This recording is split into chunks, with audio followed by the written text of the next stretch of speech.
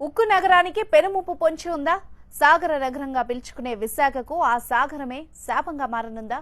భవిష్యత్తులో ఈ నగరాన్ని ఖాళీ చేయాల్సిందేనా అంటే అవునని అంటున్నారు నిపుణులు. విశాఖ నగర ప్రజలు ప్రమాదపు అంచుల్లో ఉన్నారని హెచ్చరిస్తున్నారు. విశాఖ ఈ పేరు చెప్పగానే స్మార్ట్ సిటీ, ఉక్కు నగరం, సాగర నగరం అనే పేర్లు వినిపిస్తాయి. అయితే భవిష్యత్తులో దీన్ని డేంజర్ నగరంగా చెప్పుకోవాల్సి ఉంటుందంటున్నారు భూగర్భ శాస్త్ర నిపుణులు. విశాఖ నగరం ప్రమాదపు టంచుల్లో ఉందని హెచ్చరిస్తున్నారు.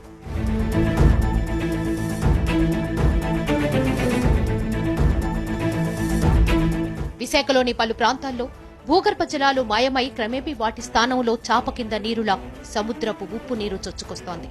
ఇప్పటికే ఎంవీపీ కాలనీ, అప్పుగర్, సాగర్ నగర్, భీమిలిలోని పలు ప్రాంతాల్లో భూగర్భ అంతర్భాగంలోకి సముద్రపు నీరు చొచ్చుకొచ్చినట్టు పరిశోధనలో తేలిందంటున్నారు. ఆయా ప్రాంతాల్లో భూగర్భ జలాలను మోతాదుకు మించి విపరీతంగా తోడేయడం, అలా తోడేసిన నీరు తిరిగి రీఛార్జ్ కావడానికి నగరంలో తగినంత వర్షపాతం లేకపోవడం సమస్యగా మారింది. ఒకవేళ వర్షం కురిసినా కాంక్రీట్ జంగిల్ కారణంగా నీరు భూమిలోకి ఇంకకుండా నేరుగా సముద్రంలోకి వెళ్లిపోతోంది. దీంతో భవిష్యత్తులో నగరానికి పెను ముప్పు పొంచి ఉందంటున్నారు నిపుణులు.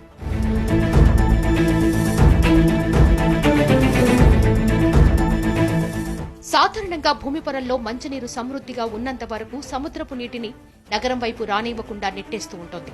భూగర్భ జలాలు ఏమాత్రం అడుగంటినా భూపొరల్లో ఉన్న ఖాళీ ప్రదేశంలోకి సముద్రపు నీరు క్రమేపీ ప్రవేశిస్తోంది. అలా ఆ ప్రాంతంలోకి సముద్రపు నీరు ఒక్కసారి ప్రవేశిస్తే ఇక ఆ ప్రాంతం ఉప్పు నీటితోనే నిండిపోయి ఉంటుంది. భూ అంతర్భాగంలోకి ఉప్పు నీరు ప్రవేశించడం వల్ల ఆ నేల సైతం సారాన్ని కోల్పోతోంది.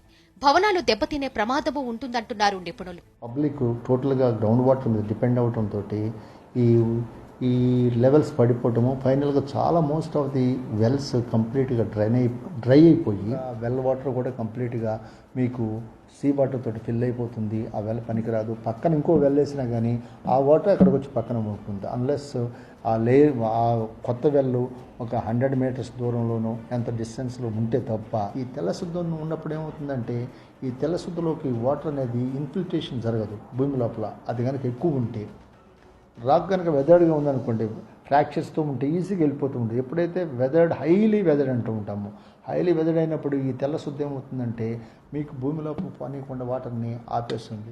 అప్పుడు ఇమీడియట్గా ఏమవుతుందంటే ఆ సర్ఫేస్ మీద కొంత డెప్త్ వరకు వాటర్ లేదని తర్వాత ఎక్సెస్ అమౌంట్ ఆఫ్ వాటర్ అలా సముద్రంలోకి వెళ్ళవటం, డ్రైనేజ్ కెనాల్స్లోకి వెళ్ళడం జరుగుతుంది. దీన్ని మన ఫ్యూచర్లో ఈ వాటర్ ప్రాబ్లం లేకుండా ఉండాలంటే కంపల్సరీగా ఇంకుడు గుంటలు అనేవి కంపల్సరీగా ప్రతి ఇంట్లోనూ ప్రతి ఖాళీ ప్లేస్లోనూ ఉండాలి.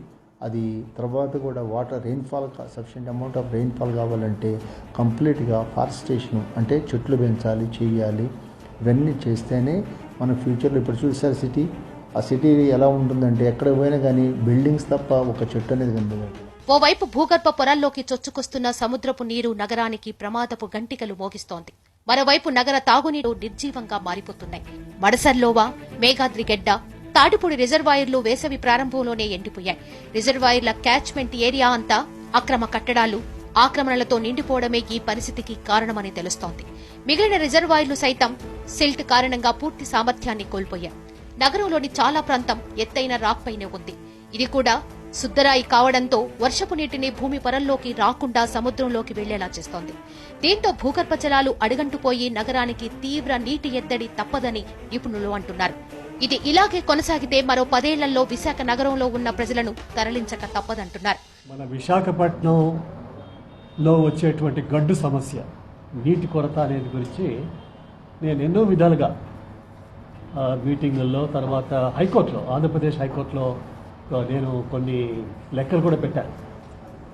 మనకు ఉన్నటువంటి లోకల్ రిజర్వాయర్స్ మేఘాద్రిగడ్డ, ముడసర్లోవా, గంభీరం, రాయవాడ, తాటిపూడి. ఈ రిజర్వాయర్స్ అన్నీ కూడా 60% కెపాసిటీ తగ్గిపోయింది.